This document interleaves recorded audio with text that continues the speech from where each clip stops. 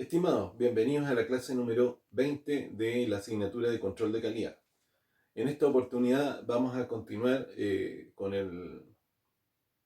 lo expuesto en la clase anterior, que tenía que ver con la normalización y las normas. Bien, me voy a referir a la certificación de sistemas y a la certificación de productos. Básicamente esta es una continuación de lo que teníamos que ver con normas sobre sistemas y normas de productos. Resulta que existe una práctica actualmente de buscar una acreditación en términos de demostrar por medio de un tercero debidamente acreditado que alguna organización o empresa cuenta con un sistema de gestión para un sinnúmero de asuntos, ¿ya?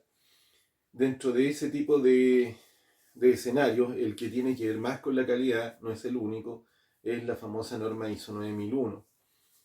¿En qué consiste? Esta norma, creo que ya en algún momento la hemos comentado, pero podríamos decir que básicamente lo que busca es establecer los requisitos para cualquier organización que quiera demostrar que está en condiciones de suministrar regularmente productos que satisfacen los requisitos de sus clientes y que también se esfuerza en aumentar los niveles de satisfacción de sus clientes y mejorar continuamente la eficacia, pero de su sistema. Eso es lo que busca.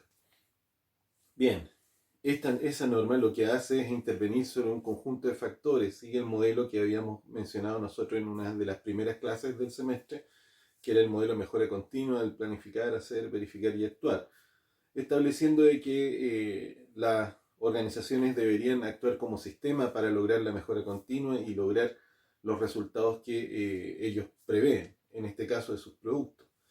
Por lo tanto, habla de una planificación de nivel estratégico, el suministro de recursos que sean adecuados, el control de sus procesos y operaciones productivas, y así como la evaluación, el seguimiento y la actuación en caso de que las cosas no salgan como se han planificado.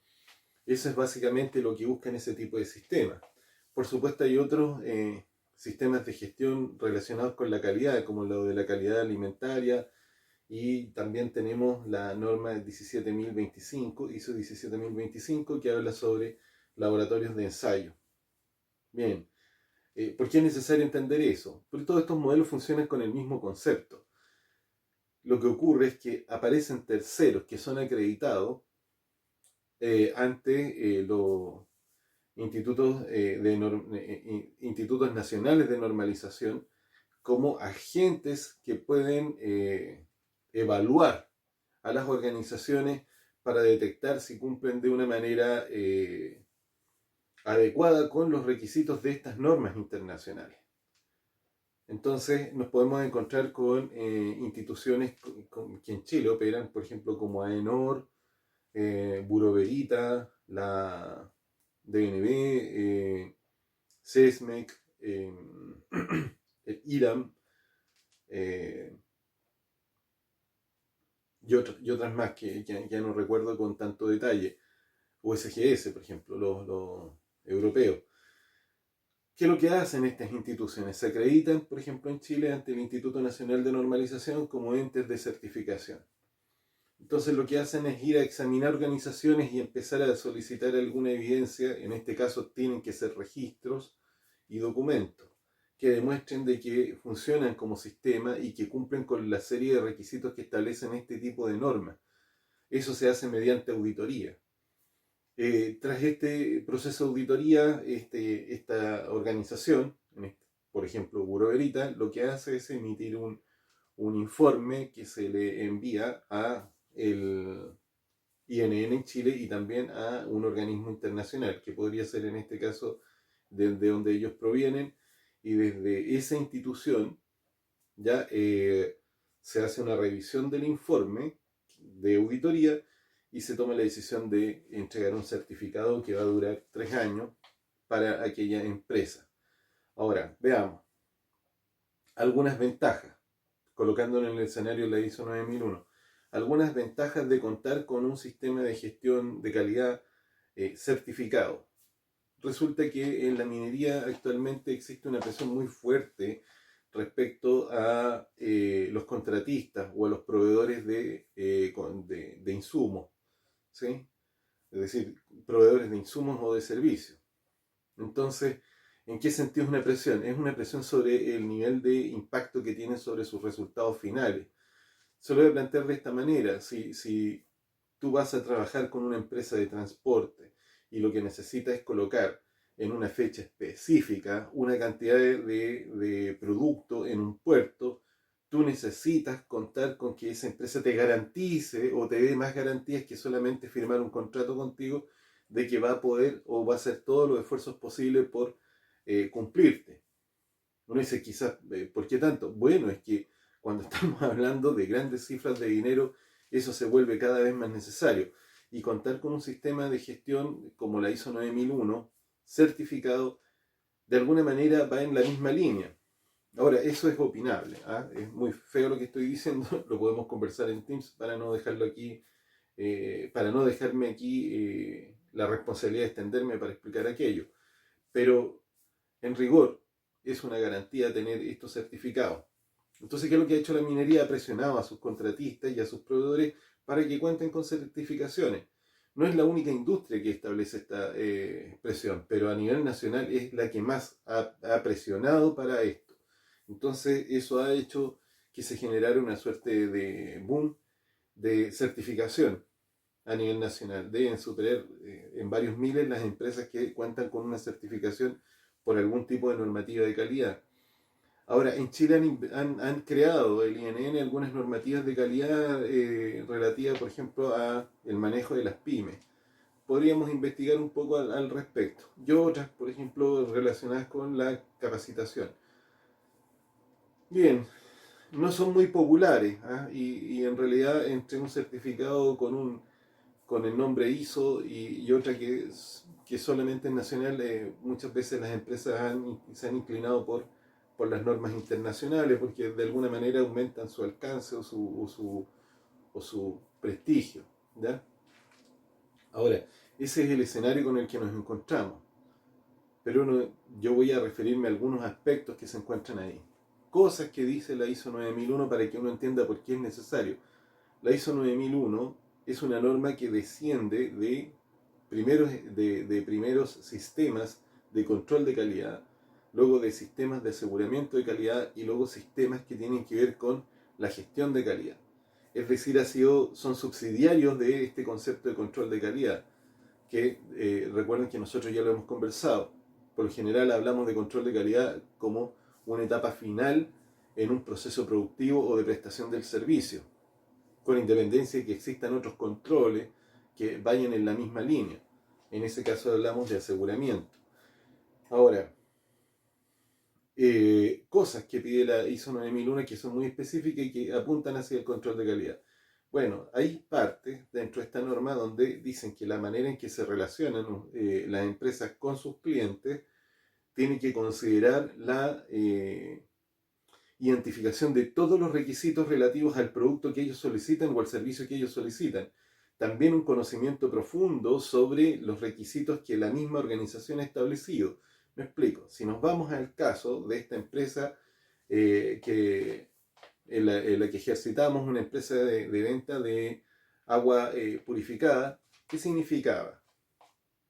Significa que primero tenemos que nosotros, como productores de esa agua purificada, entender cuál es el producto que estamos vendiendo y hacer desde la perspectiva de las características que nosotros generamos sobre el producto, es decir, voy a colocar un caso, el agua en términos de la cantidad de sales o los contenidos metálicos que puede tener o la cantidad de los niveles de turbiedad, de el color, la conductividad eléctrica, un montón de características que nosotros podríamos identificar como propias de nuestro producto. Es decir, eso es lo que nos genera una planta de osmosis. Pero por el otro lado nos encontramos con los requisitos de los clientes que no son tan específicos. Pero el que compra lo que quiere es tomar un agua que es purificada y que tenga un sabor distinto al agua de la llave y que no tenga la misma composición que el agua de la llave y que esté mucho más cerca de ser un agua más parecida al agua de mineral, ¿ya? Por dar un ejemplo. Pero por el otro lado, nosotros también entendemos que sí existen otro tipo de requisitos como los requisitos sobre las características del agua potable en Chile, que define ciertos niveles o la cantidad de partes por millón de algunos compuestos que pueden tener el agua. Esos son especificaciones. La norma ISO 9000 dice que nosotros tenemos que considerar todo eso para poder recién empezar a generar nuestros controles de calidad. ¿Ya? Ahora, también establece otros requisitos interesantes sobre la exigencia que se hace de especificar bien qué es lo que se va a comprar, sobre todo aquellas cosas que pueden tener un impacto en el producto final. Si nos vamos a la planta de osmosis, nosotros nos podríamos encontrar con dos cosas que se compran, ¿ya? Y que pueden tener un serio impacto en el producto final. La primera puede ser un servicio de mantención sobre la planta de osmosis para el agua purificada, y la otra pueden ser los filtros de la planta de osmosis.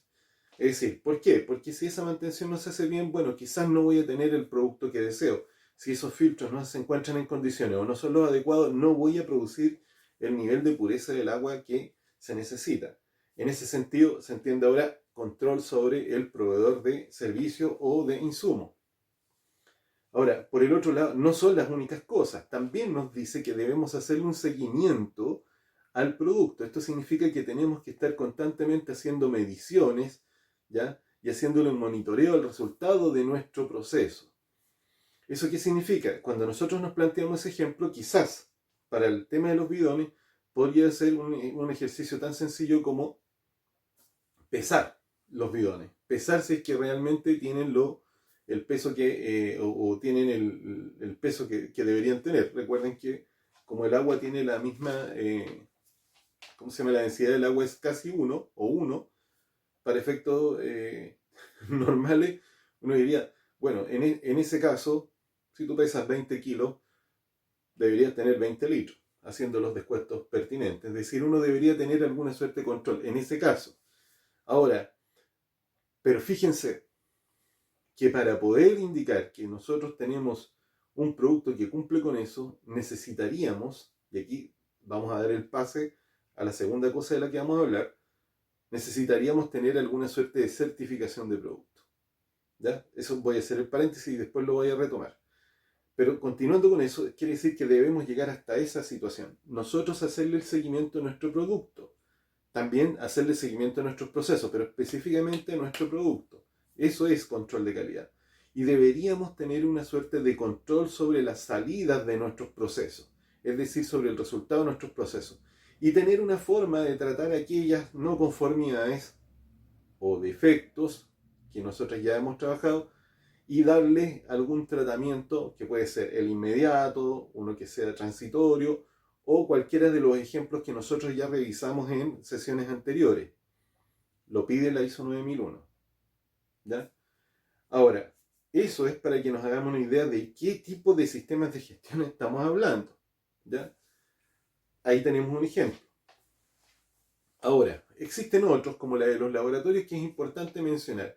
Sistemas de gestión. En Chile, solo el Instituto Nacional de Normalización acredita o certifica o audita empresas que cuentan con la norma ISO 17025. Es una exclusividad propia de ellos. ¿Qué es lo que pasa? Esos son un sistema que demuestra que los laboratorios son capaces de ofrecer algunas garantías en términos de la precisión y la exactitud, ¿ya? Y la trazabilidad de los análisis o ensayos o las pruebas que realizan. ¿Por qué es importante? Porque para efectos a veces de carácter legal o contractual se necesita contar con resultados proporcionados por laboratorios que cuenten con ese tipo de certificación porque le aumentan el nivel de credibilidad, pero a veces puede ser hasta por solicitudes o por situaciones de carácter legal, ¿ya? Que pueden perfectamente estar en un contrato o eventualmente estar en alguna situación exigida por ley. Ahora, particularmente, solo para llevarlo a alguna situación que sea un poco más extrema, cuando se trata de análisis que lo que buscan es detectar alguna suerte de compuesto que sea peligroso, evidentemente necesitamos garantías acerca de eso. O por el otro lado, como en el caso de la industria minera, donde necesitamos garantías de que la medición que se hace sobre el contenido de oro en un lingote de metal doré, por ejemplo, tiene que ser creíble y de alguna manera necesitamos mucha evidencia que es trazable, ¿ya? Es decir, que podemos reconstruir todos los datos relativos a la forma en que se realizó dicho análisis, ¿ya? Para no tener ningún tipo de dudas respecto a la veracidad de los datos que se aportan. Ahí nos encontramos con la necesidad de contar con eso. Ahora, yéndonos por ese mismo camino, llegamos a la certificación de producto. Y aquí también hay que preguntarse, porque se trata de mucho tipo, no es solamente laboratorios. Pero vamos a partir con los laboratorios en vista que ya los hemos mencionado. La certificación de productos muchas veces se produce en algunas instancias como una situación que se genera ¿cómo se llama? Mediante un tercero, entre un cliente y un mandante, entre un cliente, o sea, entre un cliente y un proveedor. Se genera una instancia, a veces para poder zanjar cualquier diferencia de opinión entre lo que dice el productor o el proveedor respecto a su servicio, es decir, las características que cree o que afirma que tiene su producto y las características que percibe el cliente. Entonces se tiene que acudir a un tercero para que pueda zanjar el asunto. A ver, en la minería habitualmente las empresas mineras cuando generan su producto, que podría ser un lingote de metal doré o bien podría ser un cátodo de cobre, uno dice, en ese caso, por ejemplo, un Codelco o Escondida, ellos van y hacen sus propios análisis con su laboratorio y con sus recursos. Ahora, vean cómo la trascendencia que tiene esto. Eso en el fondo eso es lo que me dice el proveedor. Pero si yo soy el cliente, quizás necesito también verificar que esto sea efectivo o no. Entonces, ¿qué es lo que hago? Hago mis propios análisis y podría ser perfectamente que no coincidan con los datos aportados por el proveedor. Ahora, la explicación para eso puede ser bastante sencilla.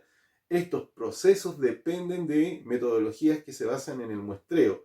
Por lo tanto, puede ser de que, dependiendo de la forma en que muestree, quizás muestree un lote que tiene unas características ligeramente distintas respecto al lote que midió, en este caso, el cliente. Y podría generarse alguna diferencia. En ese tipo de situaciones, esto se zanja colocando en manos de un tercero el análisis del producto que finalmente es transado.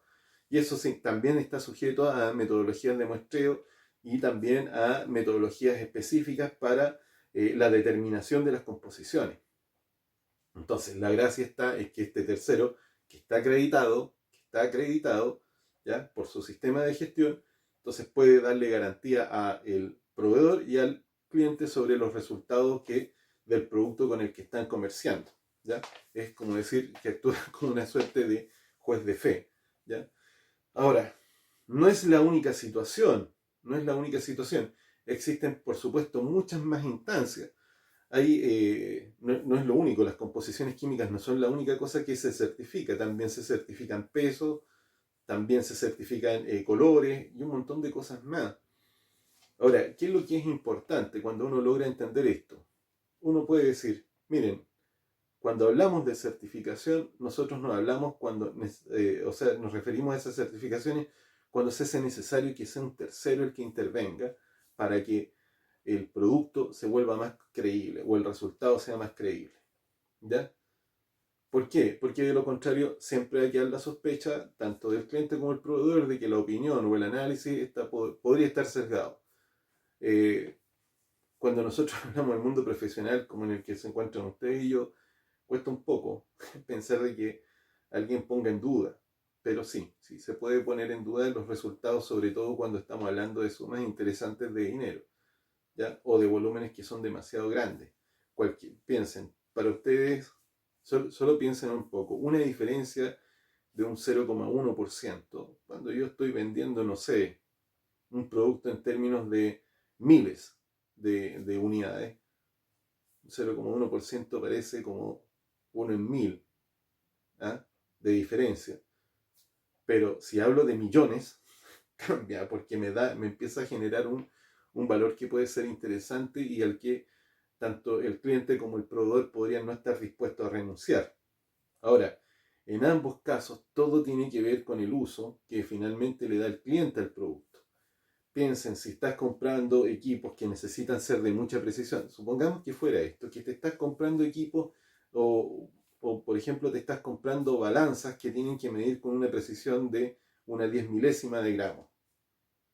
Evidentemente tú necesitas que te garanticen, no te vas a comprar el equipo por eso nomás. Necesitas que te entreguen una garantía porque estás exigiendo unos niveles de precisión que solamente pueden ser acreditables por alguien que te haga algún ensayo sobre, por ejemplo, esa máquina.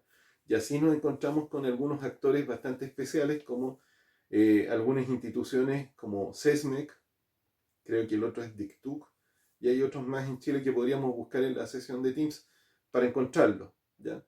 Que se dedican a veces a ensayar productos que son así de complejos. Ahora, en ese tipo de situaciones, nosotros también tenemos que entender de que existen distintos tipos de ensayos. Están los ensayos más comunes, que son todos los ensayos destructivos, donde lo que básicamente se hace es, no sé, tomar alguna pieza y empezar a ensayarla hasta destruirla en producto del ensayo. ¿Y eso qué significa? Significa que, bueno, con eso, de esa manera se puede demostrar que el producto está en condiciones.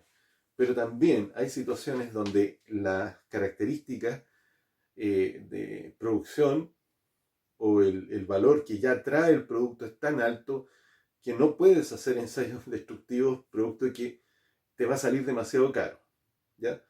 Entonces, ¿qué es lo que se hace? Eventualmente se generan otro tipo de ensayos y son bastante comunes y exigidos en la industria, que son los ensayos no destructivos. Y ahí nos encontramos con ensayos que a veces pueden pasar por ser termografía, análisis por rayos X, el uso de ultrasonido o algún tipo de suerte de sistema que utilice alguna tecnología tipo escáner para poder determinar las características de un producto sin necesidad de intervenirlo o generarle algún daño para poder sacar una muestra o probar alguna característica física, ¿ya? También, eso es lo que deberíamos nosotros tener en consideración. Ahora, en resumen, ¿qué es lo que ocurre? Cuando hablamos de este tema de la calidad, aparecen estos actores, tanto los que certifican sistemas como los que certifican productos. Y nosotros necesitamos ir indagando. ¿Por qué? Porque así como en la clase anterior hablamos de especificaciones, normas sobre especificaciones de productos, bueno, ahora necesitamos entender un poco en qué consiste esa labor, ¿ya? Porque por mucho que yo diga, mire, estoy fabricando un acero, el 316, que es un acero inoxidable que se utiliza para procesos electrolíticos. Vale, yo digo que es 316 porque cumplo con ciertas características, pero necesito que un tercero demuestre. Necesito que un tercero demuestre. Eso respecto a mi producto. Pero quizás esa misma empresa necesite demostrarle a muchos clientes que, bueno, quizás a veces va a salir un 316 medio rojo y otras veces va a salir un poquito más violeta, dependiendo del caso. Pero necesitaría en ese caso quizás acreditarse como sistema. Eso es lo que quería mencionar hoy día y espero que en la sesión de Teams podamos discutirlo con un poco más de profundidad. Así que lo dejamos hasta acá y nos vemos.